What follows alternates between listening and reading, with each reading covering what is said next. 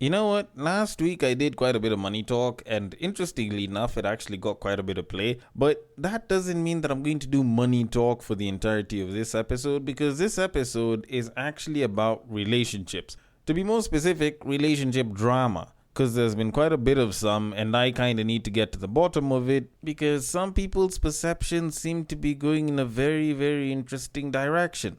But before I can get into any of that, I want to at least start things off by taking a less serious approach to this entire episode and talking about the fact that apparently South Africa was recently ranked first in the world amongst countries where women have the largest bumps. Or, if you want the simpler layman's term version, statistically, South Africans have the biggest bums on the planet, at least compared to some of the other countries, which I find to be very, very interesting, but not unsurprising, because, like, for those of us that have seen South African bums online, we know them things are massive as shit, but the thing that actually did surprise me in all of this is I actually managed to look at the article with this entire story, and the wildest part about it wasn't the fact that South Africans had the biggest bumps. That was perfectly fine. The issue was that on number 3, it is Sweden.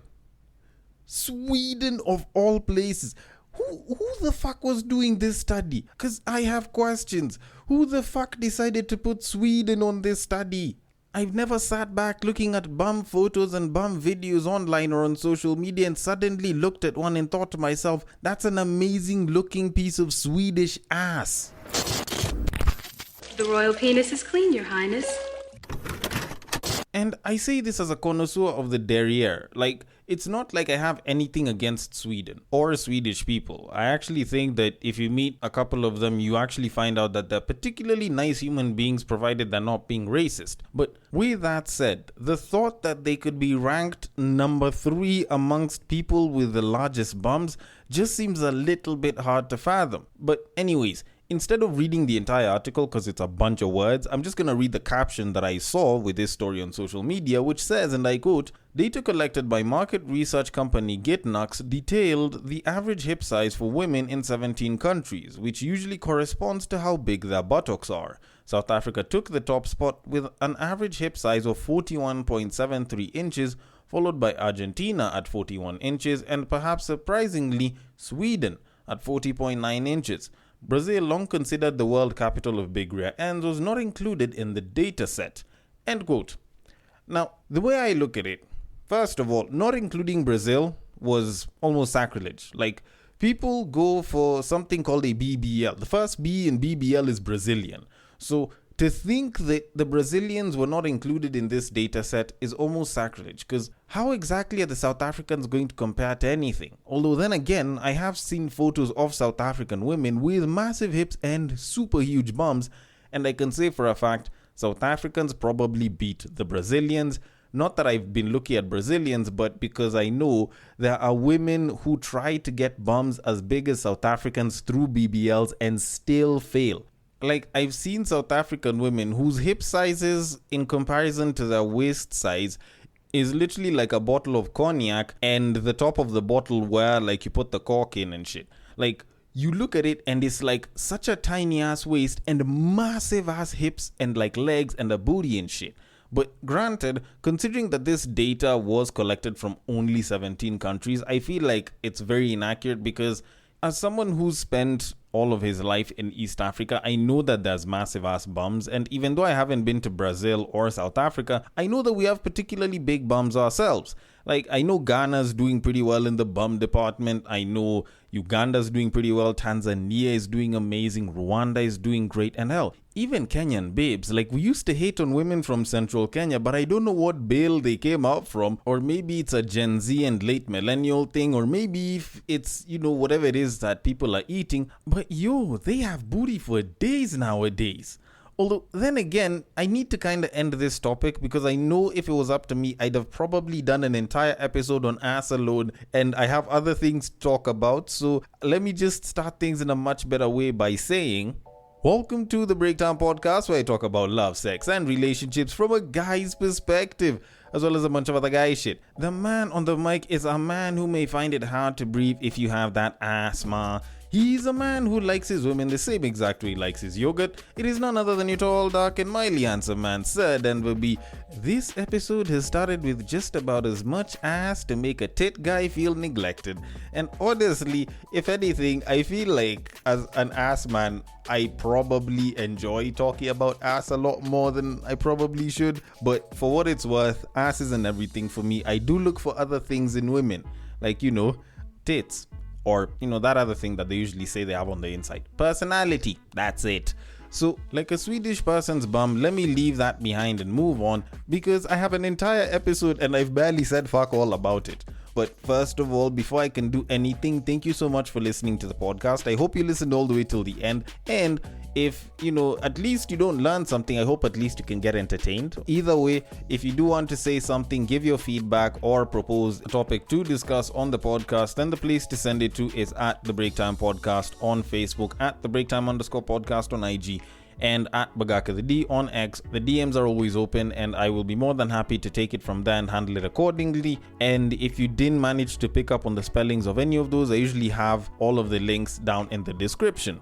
Now, with that said and done, we do need to move things on to our main topic of this episode, which, like I said in the past episode, was something that I was going to do. But before I can get into any of that, I first want to start by addressing something that I found to be particularly interesting. Now, there was a clip that I saw on IG from the Box Pod. Now, for those of y'all that don't know who or what the Box Pod is, it is a podcast that is run by the media personality known as Kwambox or Sheila Kwamboka, and she usually has one or two of her friends and maybe one or two guests that she'll have certain conversations with. Now, it was a clip highlighting some of the more controversial topics that they don't mind getting into, and it was actually in regards to domestic violence. Now, I have sort of tried to bypass the whole talking about domestic violence stories on this podcast ever since the beginning of the year because of how touchy of a subject it is, and also because during that time it was a particularly tough thing to sort of discuss because people were arguing it out from a side's perspective based on what side are you on, and instead of trying to come to some sort of sit down or some sort of understanding on it, it was very me versus them, us versus them sort of mindsets that were being thrown around. Now, considering that conversation isn't part of mainstream news and isn't the subject of sensationalism as of right now, I feel like it is something that can be discussed. Now, I am going to let the clip play first, then I can get into my thoughts on it. So, without further ado... Say we have a guy here, let's call him Mungai. Mungai is dating Ivy, right? They're married, right? Before they date, Mungai beats Ivy, right? Ivy packs her bags, goes back to her mom's house, right? At the mom's house, she tells everybody, her friends, what happened, right? And at that point, everybody's like, oh, you guys, maybe it was the first time. People convince this girl, right? Is it only men who are convincing her? No. Okay. It's not only men, Sindio. Just even her sister, right? Even her sibling who was just telling her go back, right? For what They get married, right? He beats her. This is maybe 1 week into the marriage. He beats her. He didn't really hurt her, but he slapped her. Bam! Across the face, right? He didn't hurt her. No blood spill, nothing. She comes back to her mom. They've just married 1 week. What will the mom tell her? Bro, me as a mother, I tell you to come back home. Won't they bring the families together to discuss? Yeah. Right? Won't even a pastor be involved in that shit? Okay.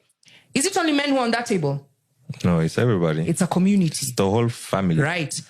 If Mungai slaps her the second time and she falls down, knocks herself on the table and dies, right? Joyce, who killed Ivy?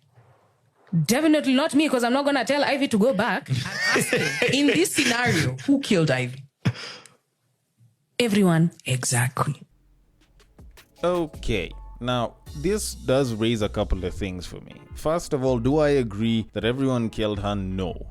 And the reason I'm saying that is because saying that, believing that is more of an emotional answer. Although at the same time, it sounds like I'm being a little inhumane. But let me just clarify. The person who killed her, much as I think it would classify as either manslaughter or involuntary manslaughter. Essentially, you would say that it is the husband who killed her because he was the one who directly hit her and she died.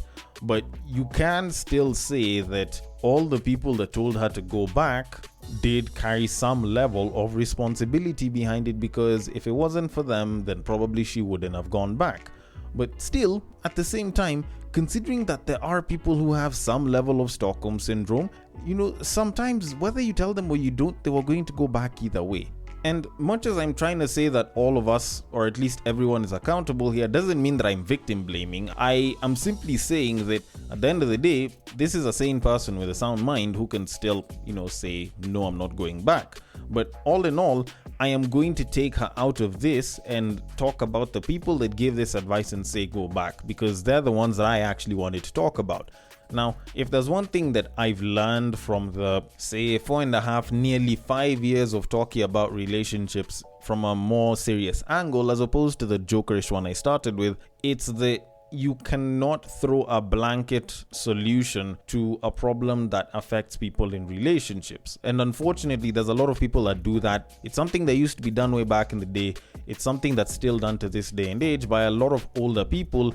Whenever it comes to people who are in relationships, marriages, like working couples right now, and more so the younger couples that are there. And the unfortunate reality is, I don't think they are very cognizant of the fact that there are some things that are very relative from relationship to relationship. And assuming that the general blankets of advice will work is about as dumb as assuming that women have good handwriting and men have bad handwriting. It's not a very smart play to make, which is why I usually ask for more details. I will ask for as much context as possible within whatever it is that's happened, so that I can know as much as possible and give some sort of information. Because those bits of information that are sometimes not added on can sometimes be the thing that can actually alter the entire thought process, the entire perception of the problem that's there. Which is why, even though I'm almost always pro-relationship, I can't tell someone who's been in a relationship with domestic abuse to go back to their partner.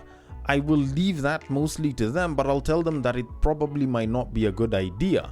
It's the same way I'm not going to advise someone who's in a relationship with someone who cheats a lot to stay with that person because all of the bills and they themselves are particularly well taken care of. Like, the reality of it is, there's a lot of things that determine whether relationships work or not, and whether someone should stay or not stay in a relationship. But whatever it is that we think, at the end of the day, the main decisions should be made by the two persons that are in that relationship. This whole thing of you chiming in and saying what someone should do is something that, at least by the way this clip came out, can make you unnecessarily liable for, even though you didn't have proper context and you probably don't have that much investment in the relationship itself. So at the end of the day, as people, I feel like we need to start understanding that there's a difference between your relationship and other people's relationships, and whatever advice you can give, accept that it is an opinion and it is not necessarily fact. All right. And with that said, let me move things on, because I do need to get to the main topic, and it actually involves a bit of relationship drama as well, even though it's not the couple that were part of this drama, it's the drama around the couple and how everyone is reacting to it. Now, to give you guys the context of exactly what's happening, so last week Monday started with a story that just burst out of nowhere, where someone reportedly claimed, or some people reportedly claimed, that the athlete known as Ferdinando Manyala has ended things with his quote-unquote wife and is now dating some babe who is supposedly a gym babe and allegedly used to date one of his friends. Now, I don't know about the whole allegation of dating the friends thing, and granted, the entire story itself has not been confirmed by the athlete himself or his fiance, who last I checked was still a fiance, but people kind of got this story and it blew up, and I first saw it blowing up on Twitter before anywhere else, and the story has spread like wildfire. Now, the couple, or the former couple, if that's what you want to call them, haven't come out publicly to say anything in regards to the issue, and they've pretty much just stayed quiet about the entire thing. They've actually said nothing. There's no public information besides the report and these allegations that have come out, so we're not really working with too much, because we only have the allegation that he was cheating on his fiance with this babe, And apparently they even pointed out who the babe was, supposedly. But apparently he's been cheating on his girlfriend slash fiance slash wife with this babe, and things ended between the both of them. That's literally all that we have in the name of information. But for the sake of whatever I want to talk about in this episode, we can work with whatever's there as a precedent, not necessarily the story itself. Now, one of the things that I noticed actually when this story came out is not just the fact that it spread like wildfire, but the way people reacted to it. Because I noticed that there was a very different reaction with Kenyan men to Kenyan women, how most women were taking this information, how most men were taking this information, and it was sort of divided a bunch of different ways, which actually did show me how most of each gender were kind of taking this information and processing it as a lesson for themselves. Now, what I saw from a lot of Kenyan men was the fact that they were highly endorsing, if not almost infantilizing, the idea of polygamy and or just infidelity straight up. And people were giving all sorts of reasons for that, although also with the women I also did see them endorsing the idea of not dating a broke guy and leaving broke men alone and only dating someone on your level or higher, which was particularly interesting, and there were reasons for both of those. Now, with the men, what I noticed was that a lot of Kenyan men will find an excuse to endorse extramarital affairs and or polygamy, because the way these guys were busy responding to this information, a bunch of guys were like, oh, Kwani, what's wrong with him doing that? When a man has means, he should be allowed to exercise options. And at the same time, there were some other guys who were busy talking about how, oh, women have been doing this since time immemorial. You find a guy has taken a babe through school, and then once she's graduated and she seems to be doing well, she dumps him for some other guy that's doing much better than him. Oh, it's just a circle of life. She should be okay with that shit. And honestly, I found both of those to sound like absolute bull. But I think the one where I saw most guys sort of leaning towards is the idea that he should have kept one babe and taken the other one as like a second wife, which I found to be very, very odd. Not because I'm very skeptical of whatever benefits people talk about when it comes to polygamy, but mostly because even though you were to look at it from a gender neutral perspective, that thought point is very, very stupid. Like, let's just say it as it is.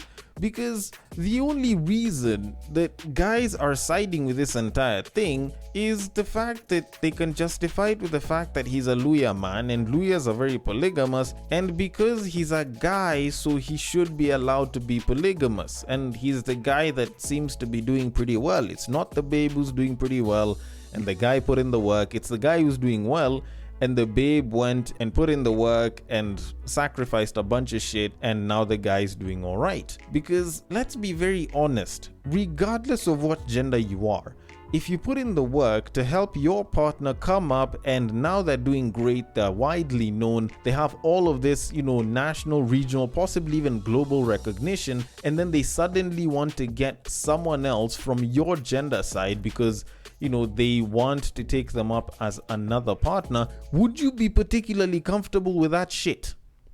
Like, I'm just asking. Would you feel comfortable putting in the work, trying to support your partner and, taking sacrifices, which if you didn't take them, you could have used them to improve your own lifestyle some way or the other, so that they can get to a point of fame and fortune whereby they suddenly want to take up another partner and you be comfortable with it?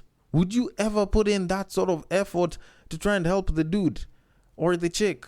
Like, do you think there'd be anyone who'd be comfortable with that shit? Not unless if they're into cuckoldry or open relationships and shit. Still, even then, it doesn't make sense. At what point would someone be comfortable starving with you so that when it's time to eat, you start sharing the food with someone else?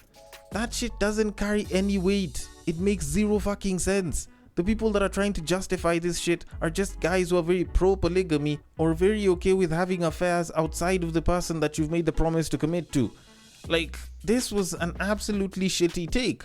Although, granted, it's not like the men had a shitty take alone. Like, trust me, the women also came through. There were some who are on the men's side who are like, oh, you know, relationships are shit. You take your L and you move on. Oh, he's a lawyer man. Oh, he's a man, so he should be allowed to exercise his options because as long as he takes care of you, then it should be fine. Although, interestingly enough, what I noticed from a lot of women was the fact that not only were they sort of trying to cancel the dude for dropping his babe, but they were busy talking about how this is a clear-cut example why you shouldn't be dealing with broke dudes and get someone that's on your level, that's growing with you, instead of trying to take care of a broke dude who makes a bunch of money and all of a sudden starts to cheat on you or decides to treat you like shit. Which I found to be very odd, because if you were to look at some of their parents, if they live in two-parent households or if they even have parents, a lot of their moms had to take a chance on a guy that was what you would describe today as broke. Okay, granted, back in the day, a lot of our parents were just broke by today's standards, but at the same time, that time was very different, and that was okay for them because a lot of them were fairly new to the city and most of them were getting, entry-level jobs, and it's not like the pay gaps between a lot of professions and a lot of people was that massive. Although still, at the end of the day, there's a lot of us that actually exist because our moms decided to take a chance on a guy who wasn't particularly rich. But with that said, the one thing that I felt most people didn't acknowledge is the fact that we actually don't know shit. Like, yes, we can say all that we know about, like men or women and polygamy and dating broke people and shit, but at the end of the day, we don't even know exactly what happened. We are carrying all of these thought points, all of these mindsets based off of fuck all. Like, as of the time of this recording, there's no official statement that's come from either one of them.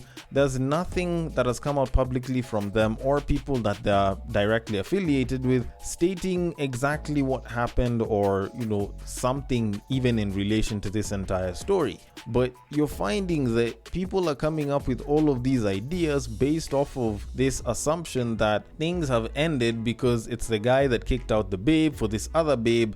And, the babe has worked with this guy all through just for her to get kicked out, which may or may not be true. Like I said, we don't know fuck all about it. And one of the things that people actually don't realize is that even people that go through the whole rags to riches stories, you find that people will break up for reasons that aren't as obvious as some people might think. Because when you look at a reason like money, like, yes, people might be thinking, oh, the guy made a bunch of money, so suddenly now he wanted to get other babes because now other women started swarming around him. And that might not be the case. Maybe the money changed who he is as a person. Maybe the money changed who the babe is as a person. There's some people who will help you and they'll be super supportive and they'll seem like some of the best ride or dies. But the moment you make a bunch of big money, all of a sudden they're busy asking for shit and it's like they're blowing through it in a not so smart way. And if at any point you try to question them, it suddenly becomes an issue because it's almost like this second-rate black tax that you're paying back to them because they also went through the shits with you, and because they helped finance some of that shit or they stuck around, they deserve to, eat the same way you do and in whichever way they'd like. And that can also split people. Sometimes the money can change the partner in a way whereby they suddenly act a different way because now they're starting to experience your money, and that can also mess things up. Then the other reason, which I mentioned with the money, is people also can change. Like, contrary to how a lot of people might think about, how a real quote-unquote person is when they get money, the moment you get money, the moment you get a bunch of fame and fortune, you're usually supposed to change as a person. And I'm not saying this in that, you're supposed to change who it is you associate with, but your mindset will shift dramatically based off of the things that you'll encounter and how you manage to process that information. So things like working on savings, dealing with investments, things like how you carry yourself, things like how you interact with the people around you, because now maybe everyone's trying to get a buck off of you. Like, how you carry yourself as a person and your mindset towards people can also shift dramatically. Now, if one person's mindset changes and the other's doesn't, then that can cause a rift, which can bring up this whole issue of ever since you got to blah blah blah, you changed, or ever since we got to this or you got to this, we've changed. And that can alter the dynamics of the relationship and can actually make things worse, leading to two people leaving each other. And both these reasons are things that you'll see happen quite a lot whenever you look at the stories of rappers and NBA players and so on and so forth, because you find that these guys get a bunch of fame and fortune, and all of a sudden all of these problems come with it, and it forces them to rethink the people that they're with as partners, and it also forces them to rethink the kind of associations that they have with them, which is actually very normal for people when they get to that level. Then last but not least on the list of reasons, sometimes it's actually just infidelity. Like, yes, much as I'm sort of disproving the whole idea and I'm saying we don't know shit, maybe it's just a case of infidelity. Maybe the guy saw a babe that he liked that wasn't his wife or fiance, because I have no record of the two of them getting married, and the guy decided to get into some pussy. Like, the sugar walls were there and the dude was interested and he decided to go in, and he didn't really think it through that well, and it impacted his relationship, which is a very unfortunate reality, but it happens for a lot of people. Sometimes it can actually be the other way around. The guy is training so hard and he's so busy with a bunch of shit that the babe feels neglected that she ends up cheating on him with someone else. And dude decides, I can't do this, because how the hell am I supposed to stand with pride and call this woman my woman, yet she's busy taking pipe from another dude? And stuff can end like that. At the end of the day, just because it's been said that he left her for this other babe doesn't necessarily mean that that's how it happened. He could have left his babe and this babe just decided to slide in fast enough. It's very possible, and it's happened to a lot of people quite a number of times. But all in all, let me just conclude by saying this. First of all, just because someone's life situation has changed doesn't mean that they'll stay the same. Just because these two were together when they were broke and they were putting in the work together doesn't mean that now that they're balling and Omanyala has all this fame and fortune that they're going to stay together. I'm not saying that if dude dumped her was a good thing. I'm not saying that them breaking up is a bad thing. All I'm saying is it doesn't mean that they will always stay together because they went through a bunch of shit together. Sometimes people just have differences and they can't manage to stick together. Sometimes it's a case of this babe seeing that this guy is not bringing her any peace anymore, and there's a bunch of issues between the both of them, and one of them just decides, I can't do this anymore, and they just up and leave. Like, that's a very, very possible thing. Also, regardless of what you do or give in a relationship, they can still end. Like, don't get me wrong. The whole rags to riches thing does do quite a lot in terms of enforcing loyalty, but it doesn't mean that that's a pledge of allegiance. Just because you guys took each other through rags to riches does not necessarily mean that this person is now tied to you forever. Now, I'm not saying that you should use this mindset to dump your partner the moment you make a bunch of money, but accepting that just because you guys took each other through a very tough time in your lives doesn't mean that they are automatically going to pledge their allegiance to you and stay loyal to you for life. Issues come, things come, people change, and relationships can end. And that's something that we unfortunately have to accept as a possibility, whether or not we like the relationships that we're in. Although, then again, maybe I might be wrong about all of this shit, and maybe everyone is right, but either way, I want your thoughts on it. The DMs are open. On IG, it is at the breaktime_podcast. On Facebook, it is at the breaktime podcast. And on X, it is at Bagaka the D. Thank you so much for listening all the way till the end, and I will catch you guys on the next break. But what I believe is that if you put a pastor and a prostitute in one room, one is likely to convert the other.